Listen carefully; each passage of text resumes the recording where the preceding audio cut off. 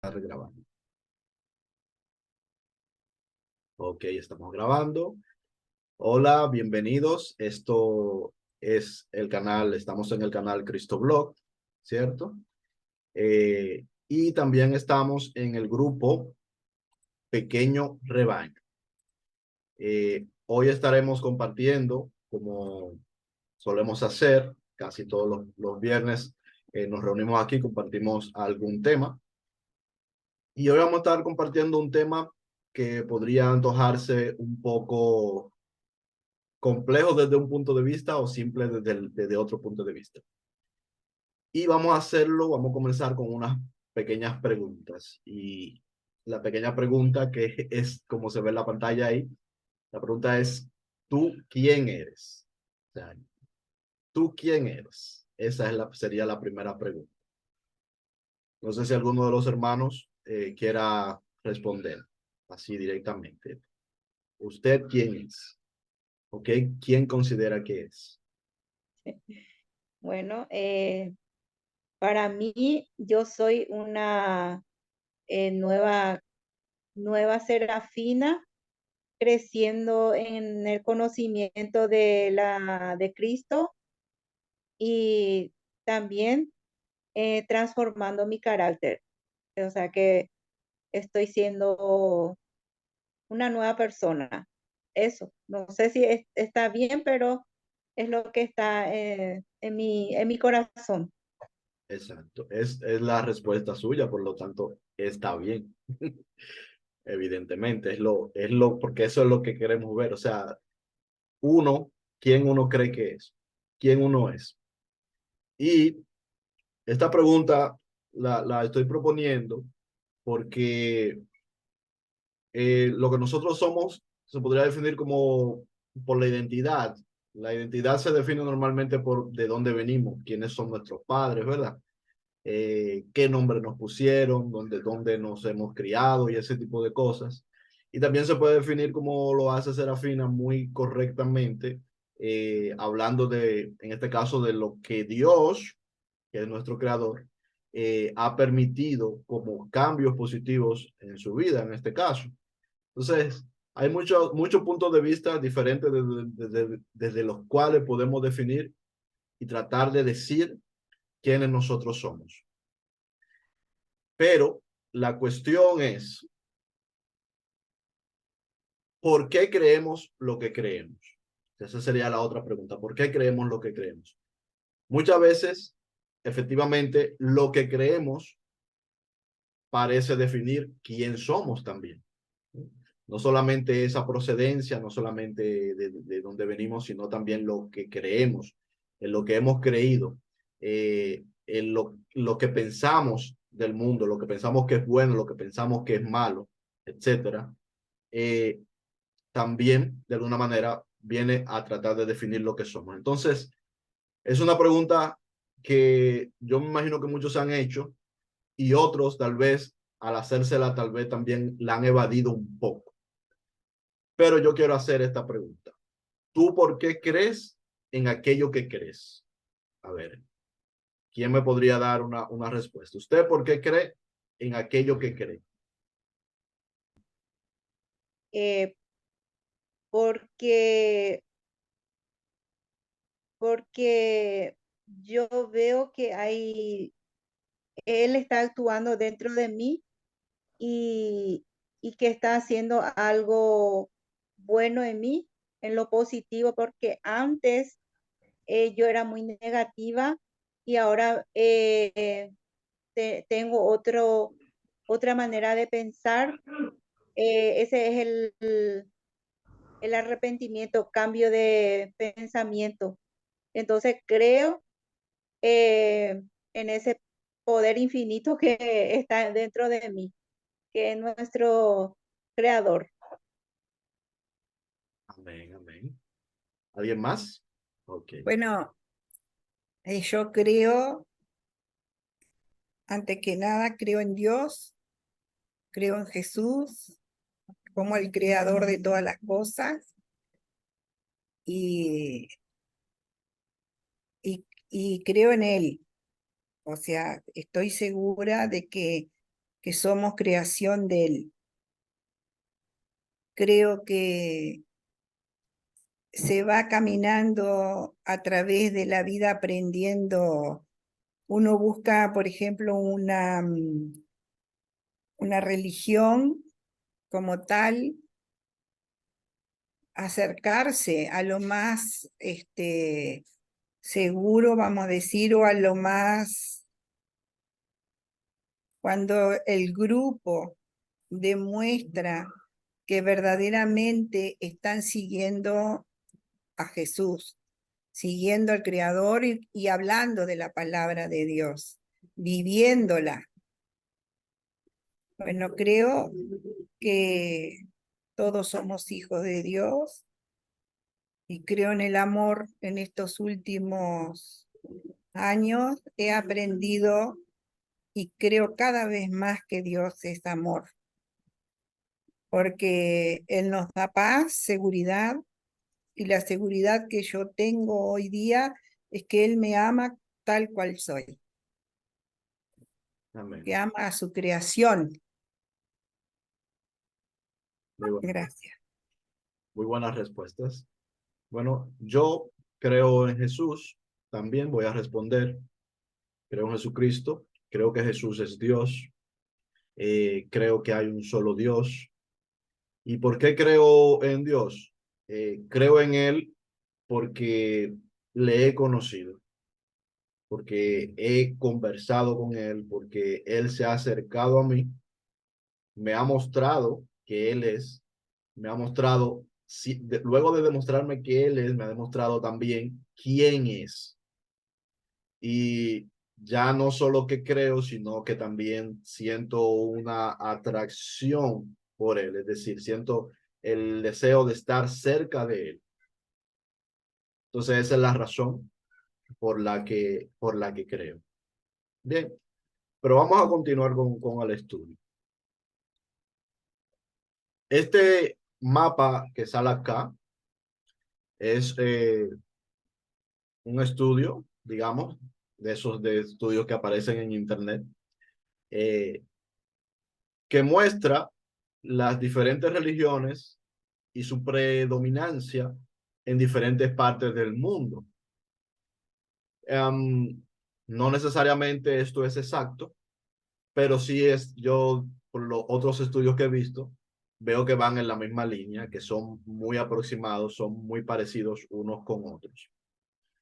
Entonces, la parte azul que vemos acá, toda esta parte azul, azul claro, ¿verdad? Sería más o menos el azul más que más se nota, el que más abarca todo el mapa, serían los países que son mayoritariamente cristianos, ¿cierto?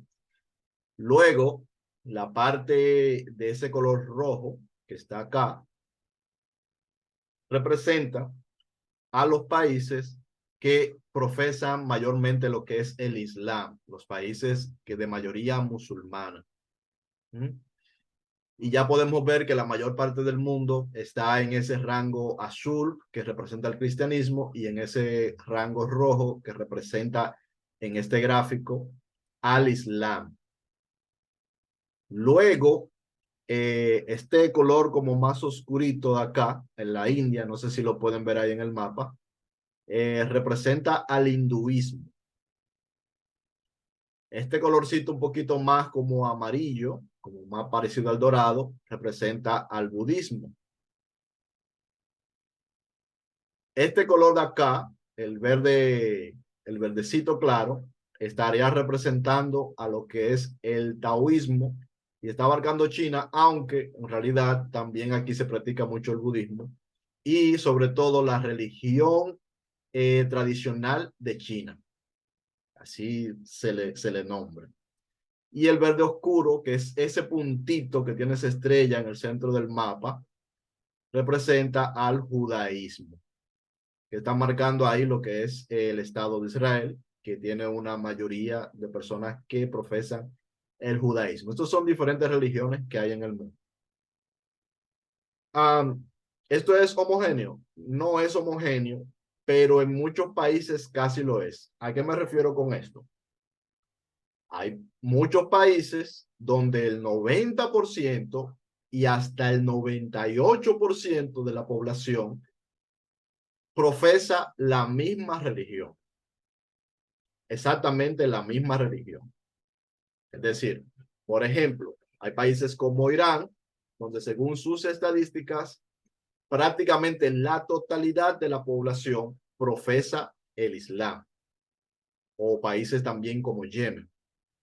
Pero también hay países, incluso muchos de aquí de Latinoamérica, donde prácticamente la totalidad o muy cercano a la totalidad de las personas que viven en estos países profesan el cristianismo. Entonces la pregunta que uno se puede hacer es la siguiente. ¿Realmente nosotros decidimos en qué vamos a creer? Es decir, un joven que nació o una joven que nació, por ejemplo, en Yemen, donde prácticamente la totalidad de la población es islamista, profesa el Islam, es musulmana. Este joven o esta joven que nacieron allí, ¿qué posibilidades hay de que haya podido tomar la decisión, por ejemplo, de ser cristiano o cristiana o ser, por ejemplo, budista? Es decir, porque obviamente lo más seguro, si vamos a buscar, lo más seguro es que vamos a preguntarle a 10, a 20, a 30, a 40, a 50 personas y ellos van a profesar el Islam. Todos ellos van a profesar el Islam. Y si le preguntamos por qué ellos tienen esa fe, por qué ellos creen en lo que creen, no pueden dar muchas respuestas. No pueden decir que Alá es grande, que Alá no pueden decir que Alá es bueno, ¿verdad? Y muchas otras cosas no pueden referir de ello. Lo mismo pasa si vamos a un país de mayoría aplastantemente cristiana. ¿Qué posibilidades hay de que en un país con una población mayormente cristiana, a tal punto de que sea casi la totalidad, una persona que nazca y crezca en esa sociedad y, por ejemplo, practique el Islam o sea budista y no crea en Jesucristo, no crea en Dios como se enseña de este lado del mundo, en estas zonas del mundo?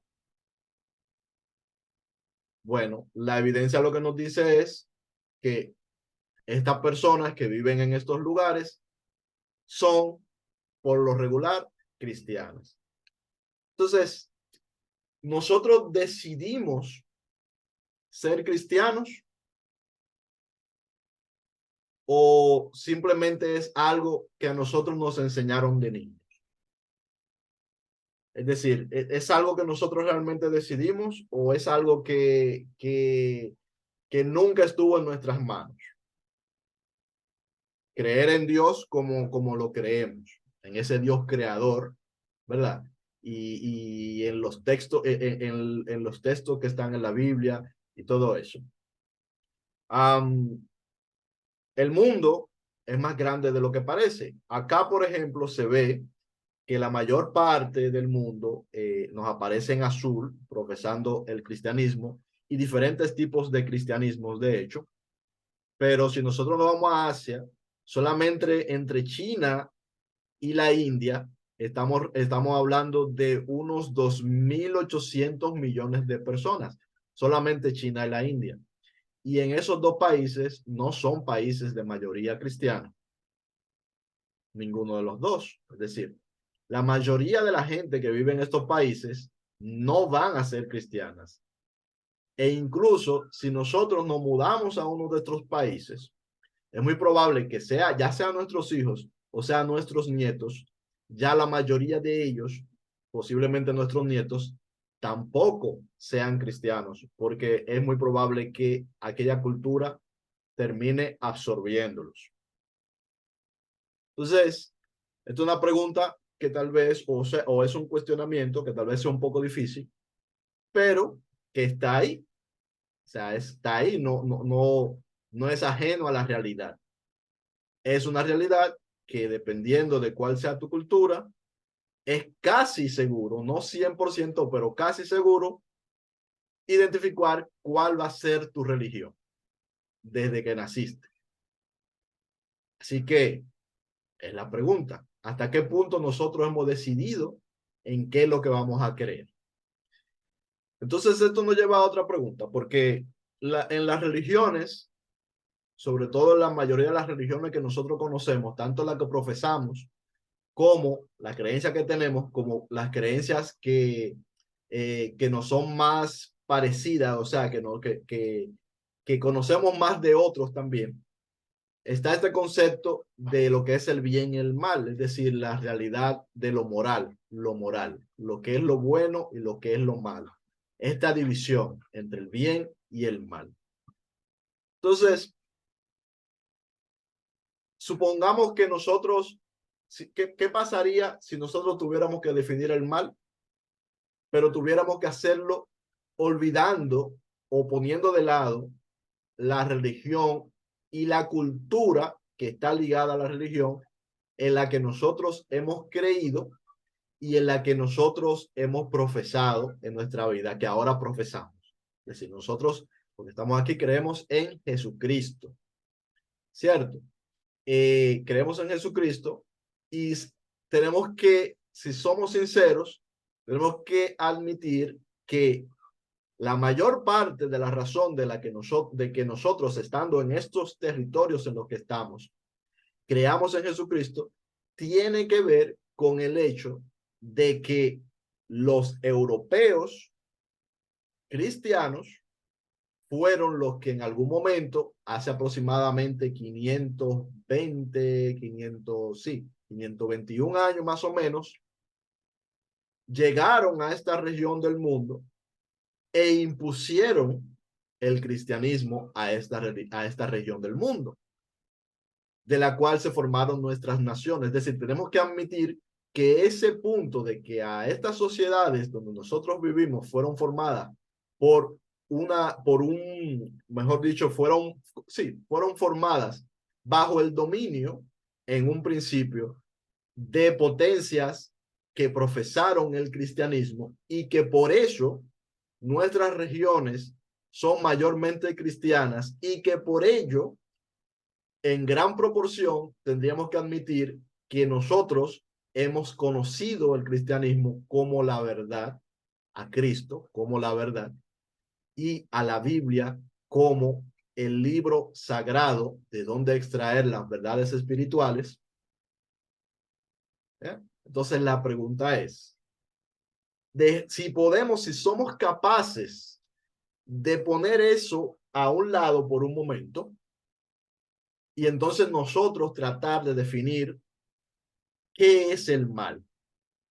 A ver, de los que estamos aquí presentes, ¿quién se atreve a tratar de definir qué es el mal? ¿Qué es el mal para usted? Bueno, voy a definir o voy a decir según yo entiendo. El mal, em, bueno, nosotros tenemos el bien y el mal, ¿verdad? Antes de que yo conozca que el bien existía dentro de mí, yo más me guiaba en las cosas, erraba mucho, em, me guiaba mucho en lo que de repente mi mente me dice sin saber que había un bien también al cual me guiaba, pero no entendía. Y, y bueno, el, el mal es aquel, ¿verdad?, que traemos dentro de nosotros, el mal carácter. em, y luego cuando uno conoce el bien, o sea que el bien, ¿sí?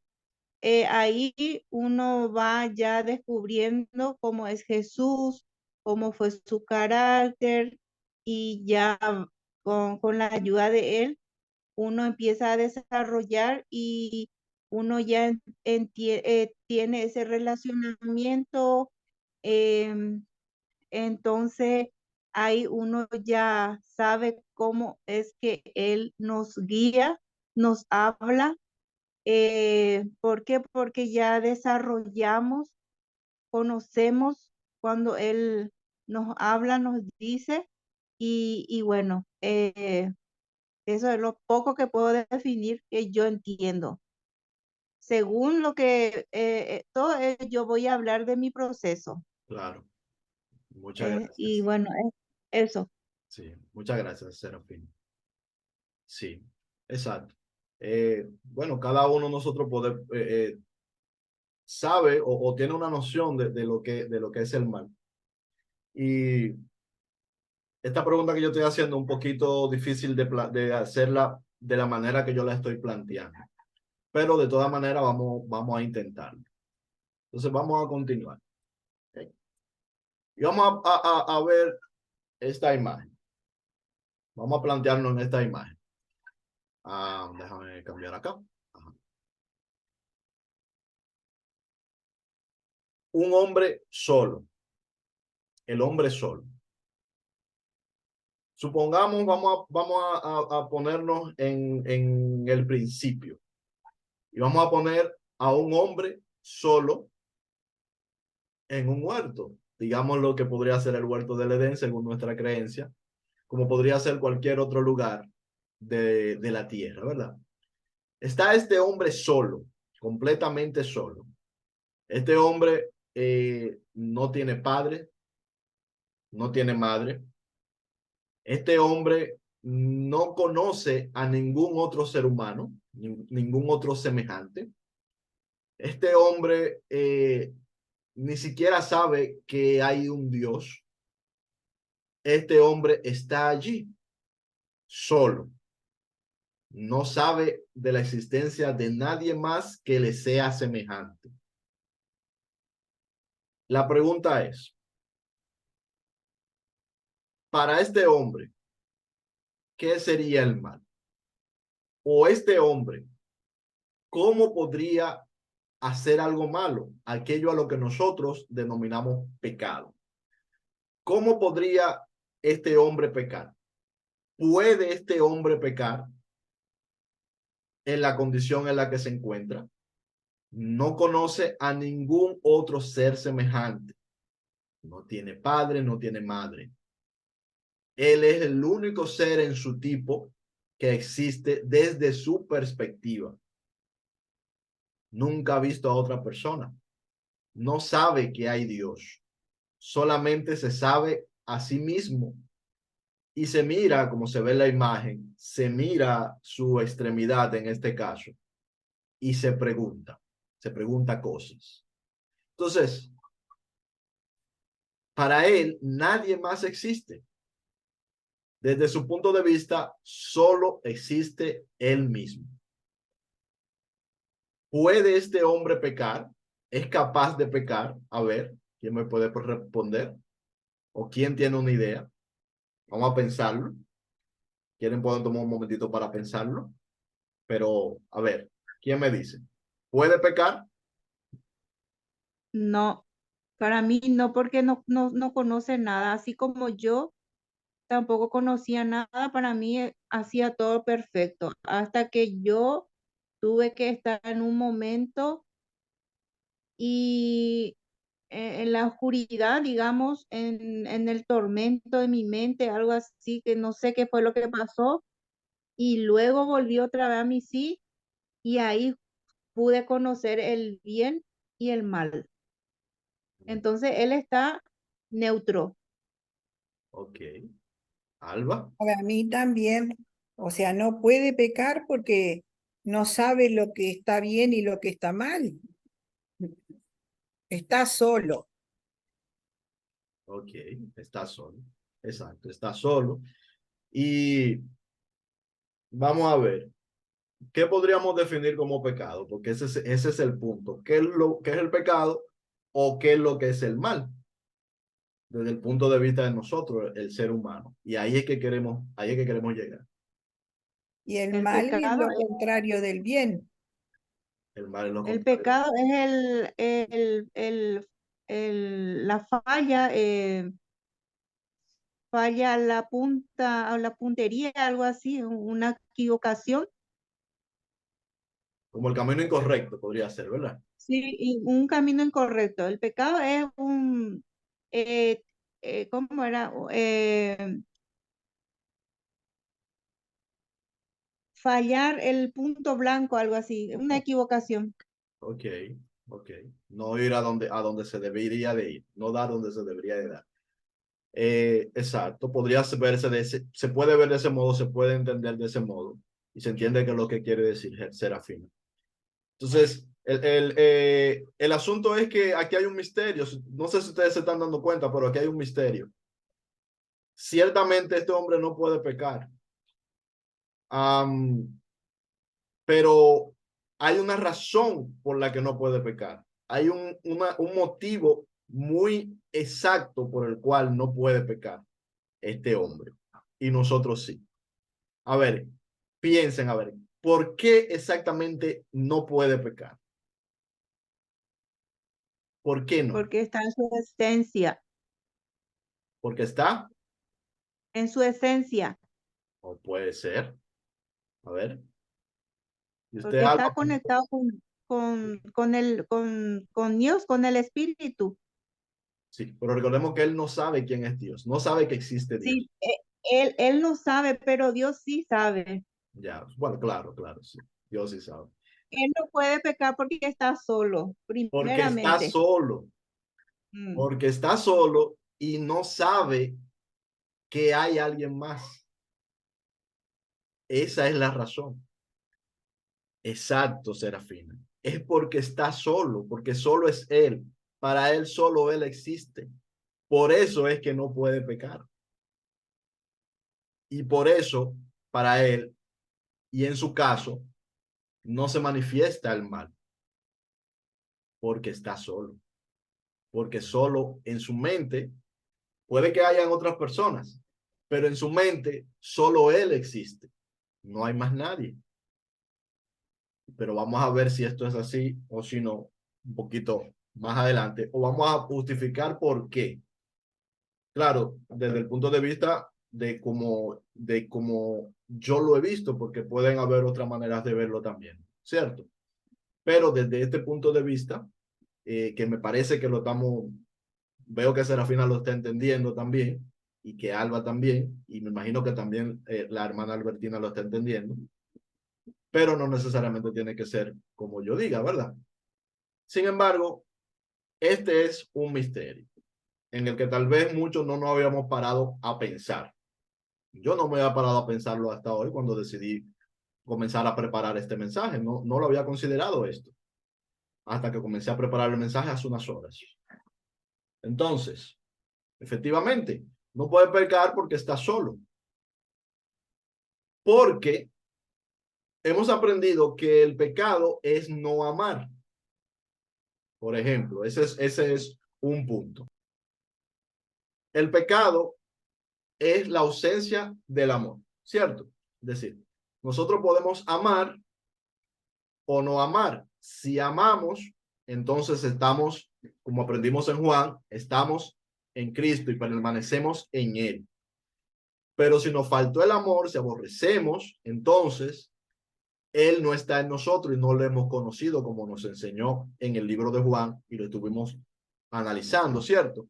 Entonces, el bien y el mal es un concepto relacional, es un asunto relacional. ¿Qué quiere decir que es relacional? Que justamente depende de las relaciones entre los semejantes, de la relación entre los seres humanos. Nosotros pecamos o hacemos el bien, es decir, hacemos lo bueno o lo malo, en tanto a lo que sucede en nuestra relación con los demás. Sin embargo, ese bien o ese mal sucede en el corazón. Es decir, el bien, lo bueno o lo malo sucede en nuestro corazón. No es lo que se ve, no son las apariencias, sino que sucede en el corazón. Pero sucede en el corazón relativo a los demás, a las demás personas, a los semejantes. Entonces, una persona puede pecar contra Dios si sabe que le hay, o puede amar a Dios si sabe que le hay. Vamos a definirlo claro. Está el pecado y está el amor. Lo contrario al amor es el pecado. Lo contrario al pecado es el amor. Para quedar claro de este punto en adelante, para no tener que explicar como volver sobre lo mismo. Entonces, una persona, por ejemplo, puede tener, aunque no haya visto a Dios, puede saber que le hay. Y como sabe que le hay, ya no es el caso de la diapositiva pasada, del ejemplo que pusimos el pasado, este sabe que hay Dios, entonces como sabe que le hay, puede amarle o no amarle, es decir, puede amar o puede pecar. ¿Respecto de quién? Respecto de Dios. De la misma manera, de sus semejantes, de las personas que conocen, de su prójimo, de su hermano, de su amigo, de su familiar, de aquel que sabe que está allí, de aquel de quien sabe que le hay, es decir, de ese vecino, de ese amigo, de ese familiar, de esa persona preeminente que sale en las noticias, a esa persona nosotros podemos, respecto de ella, amar o pecar respecto de esta persona. Es decir, es un asunto relacional. Y nosotros podemos hacerlo manifestado en los hechos o podemos hacerlo solo en el corazón. El amar o el pecar siempre sucede en el corazón, pero a veces se manifiesta en los hechos, tanto lo uno como lo otro. El amor sucede dentro de nosotros para con el prójimo, para con el otro, para con el semejante, y puede que se exprese luego en los hechos, en lo físico, pero es porque ya sucedió en el corazón. Y el pecado puede suceder en nosotros respecto de la misma manera de nuestro semejante, de nuestro prójimo, de aquel de quien sabemos que le hay, sucede en nuestro corazón y puede reflejarse también en los hechos, aunque desde un principio ya existía porque sucedió dentro de nosotros, en nuestro exterior, en nuestra mente, como Jesús dice, en nuestro corazón. Bien, entonces, esto, no importa cuál sea la religión, no importa cuál sea la cultura en la que nosotros nos hayamos desarrollado como seres humanos, es algo que puede ser probado como evidente. Bien, nosotros hacemos el mal respecto de los demás y hacemos el bien respecto de los demás. Pecamos o amamos. Esa es una forma, vamos a decir, un poquito más, según la doctrina de Cristo, de decirlo, pero es lo mismo, el bien o el mal. ¿Se va entendiendo? Me dicen si se entiende para ver. Sí, sí, se entiende, hermano. Bien, exacto. Entonces, eso es. El amor y el pecado son cosas que suceden en el corazón, pero son siempre respecto de otros. Bien.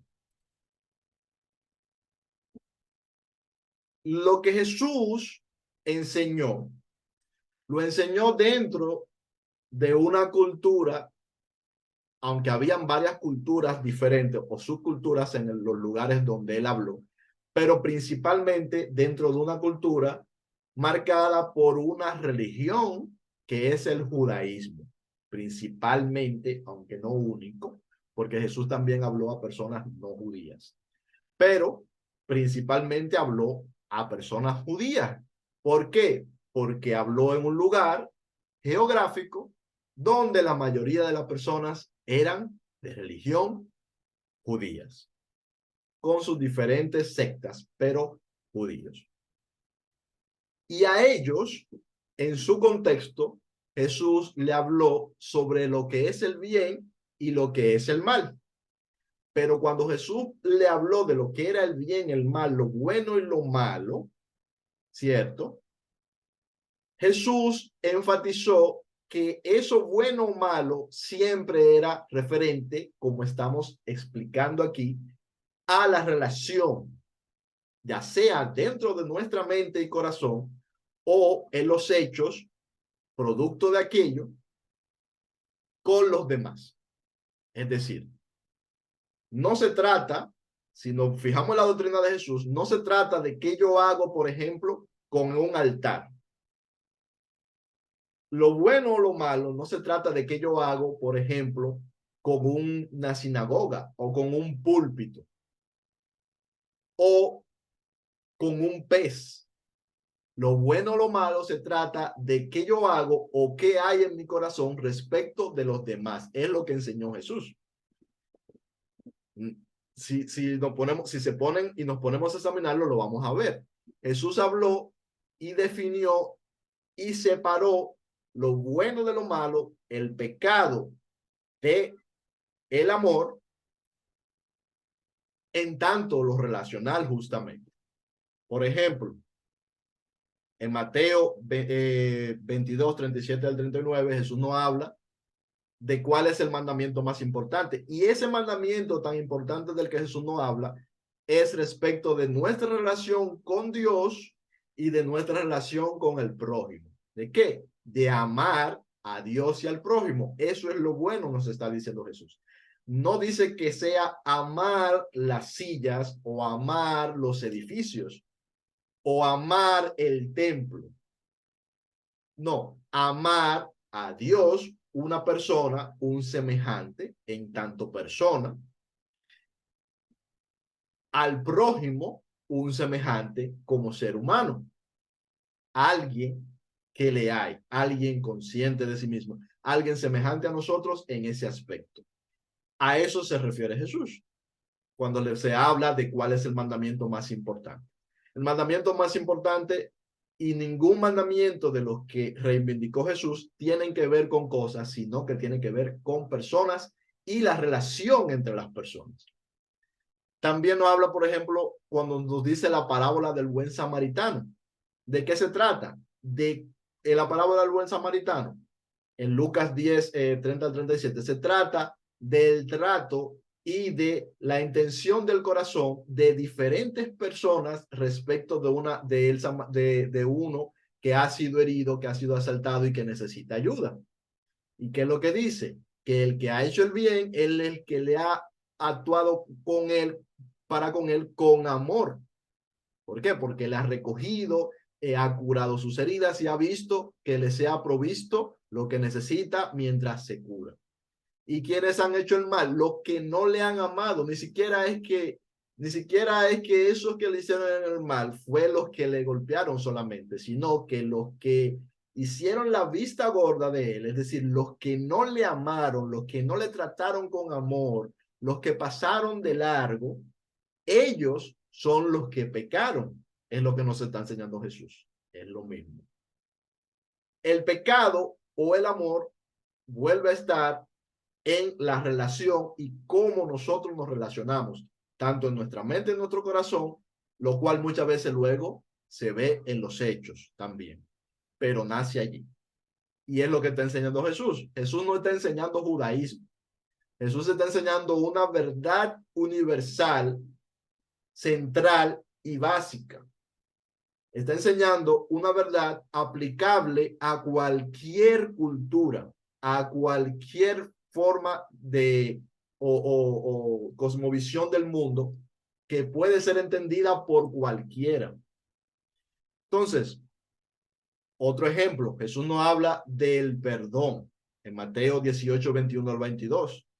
Cuando Pedro le pregunta que cuántas veces debe de ser perdonado y dice hasta 70 veces 7. ¿A quién? A otro, a mi hermano. ¿Cuántas veces debo perdonar a mi hermano?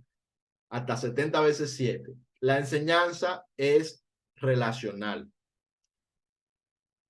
Y luego Jesús, aparte de esto, enseña con ejemplos, con las cosas que hace, esto mismo. Jesús multiplica los panes y los peces para dar de comer a sus semejantes. Él está amando a sus semejantes que tienen necesidad de comida allí en el desierto. Esos semejantes que tienen necesidad de comida en el desierto, Él les ha amado al multiplicar los panes y los peces y darles de comer. Es como Él se relaciona con ellos. Bien, lo mismo con todas las personas que sanan. Y lo mismo como vemos en este ejemplo en Juan 13, 14 al 15, cuando Él les enseña a sus discípulos cómo deben de servirse los unos a los otros, a lavar los pies de ellos y explicarles que el mayor debe de hacerse como el menor. Y Él lava los pies de sus discípulos. Todo lo que Jesús define como bien y mal está, como digo, y vuelvo y repito, en un asunto de las relaciones entre unos y otros. Nuestra relación para aquellos que le sabemos están allí, y nuestra relación para el Dios al cual sabemos que está allí, del cual sabemos que es, ¿cierto? Le amamos a los demás, ese es el bien. No amamos a los demás, ese es el mal. Nos enseñoreamos de los demás, no le estamos amando. Servimos a los demás cuando estamos en una posición de autoridad, lavando sus pies, les estamos amando. Si no les estamos amando, entonces estamos pecando. Esto es lo que Jesús está definiendo. Lo que Jesús está definiendo es un mandamiento universal. Y lo que nosotros hemos estado aprendiendo es un mandamiento universal que es aplicable, no importa el contexto en el cual se le tenga que aplicar, es entendible, es simple, es uno y hace sentido en cualquier cultura. Puede hacer sentido en la mente en cualquier cultura. El bien es amar. Es un mandamiento universal. Jesús no enseña judaísmo. Jesús no enseña islamismo, ni tampoco cristianismo. Lo que Jesús enseña es este principio. Simple. Dice en Mateo 7 al 12. Así que todas las cosas que queráis que los hombres hagan con vosotros, así también haced vosotros con ellos, porque esta es la ley y los profetas. ¿Por qué dice la ley y los profetas? Porque le está hablando a los judíos que creen en la ley y los profetas. Es decir, la ley y los profetas, si quieres lo puedes olvidar. Lo que tienes que recordar es esto. Toda cosa que tú quieres que hagan contigo, eso es lo que nosotros deberíamos de hacer con los demás también. Queremos que nos hagan el bien y entonces por eso nosotros debemos de querer hacer y hacer el bien a los demás. Así de simple. Se está quitando toda esa teología de en medio, todo esa religión, ¿cómo se diría? Estructurada y compleja de en medio para llegar a esto que es sumamente simple en su idea central, aunque profundo a la vez, ¿cierto? Es simple, pero profundo. Entonces, en una aldea X, resulta que la cultura de aquella aldea es que los de sexo masculino, al llegar a los 14 años, se convierten en hombres y empiezan a trabajar ya sea en la agricultura o en la cacería. En nuestra cultura, un joven de 14 años que va a trabajar, se le está haciendo el mal. Pero en esa cultura, a ese joven se le está haciendo el bien. Él desea alcanzar la edad de 14 años para poder salir a cazar o para salir o para comenzar a cultivar, para ser denominado dentro de su aldea como un hombre. Y su familia celebra el día que él se hace un hombre. De manera que esa parte parecería relativa. Pero lo que no es relativo es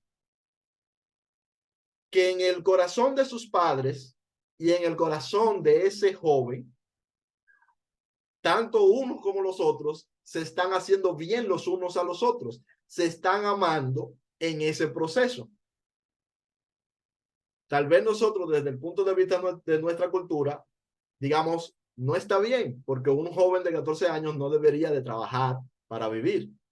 Pero en esa cultura, para ellos, eso está bien. Y para ellos están actuando en amor. Y para ellos funciona ese modo de vida. Entonces,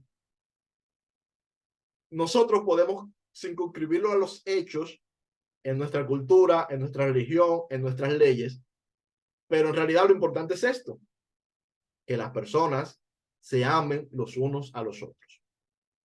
En esa misma aldea, las jóvenes cuando cumplen 16 años, se les da la potestad de ellas elegir a un esposo. Y en esa cultura son ellas las que eligen de esos jóvenes que ya para ese momento tienen un poco de años trabajando, quién va a ser su esposo. Y ellas y sus familias y la familia que van a tener el privilegio de que ella elija a su hijo como esposo, todos ellos no ven, ni sienten, ni tienen la intención de hacerse daño unos a otros, sino que dentro de su cultura y dentro de su contexto se están amando los unos a los otros y se están haciendo bien desde su punto de vista. Y en eso ellos están cumpliendo el mandamiento de Cristo. Aunque dentro de nuestra cultura, si nosotros lo hiciéramos, entonces no lo estaríamos cumpliendo. ¿Por qué? Porque estaríamos hablando de explotación y de abuso en nuestra cultura. ¿Cierto? Porque nosotros, por el conocimiento y la forma como hemos aprendido del desarrollo humano, hemos llegado a la conclusión cierta, muy cierta, de que hay que darle más tiempo a los jóvenes para estas cosas y que aún en esas edades no están desarrollados, pero eso lo sabemos nosotros y eso lo hemos aprendido nosotros. Nuestra cultura, nuestra ciencia nos ha llevado hasta allí y hemos encontrado mejores maneras, digamos, más sanas para el desarrollo de nuestros jóvenes que luego hemos puesto en nuestras leyes y también hemos puesto en nuestra cultura popular también se ha venido a formar parte de ella, ¿cierto? Pero el centro y lo importante, al fin y al cabo, lo que va a definir que sea bueno o que sea malo, no es el hecho en sí, sino el que, esto que está aquí, el que hagamos a los demás como queremos que hagan con nosotros, el que amemos a los demás, a que hagamos las cosas a los demás por amor, en que nos relacionemos con amor, y no solo en los hechos, sino también en nuestra mente y en nuestra conciencia, en nuestro corazón. Y este es el mandamiento universal. Y esto es lo que enseñó Jesús. Y esto es, diría yo, ya saliéndome un poquito del planteamiento del tema general, que uno de los privilegios que tenemos nosotros porque hemos conocido el mensaje de Jesucristo. Porque este mensaje trasciende al cristianismo, trasciende a la religión. Es un mensaje que nos lleva a buscar una armonía más allá de la religión, más allá de la cultura. Es un mensaje que verdaderamente viene de Dios. Dios le bendiga. Vamos a terminar acá y nos vamos a la parte de conversación libre y abierta. Están invitados a este grupo. Pueden mandar correo para saber cómo unirse a él. Dios les bendiga. Chao.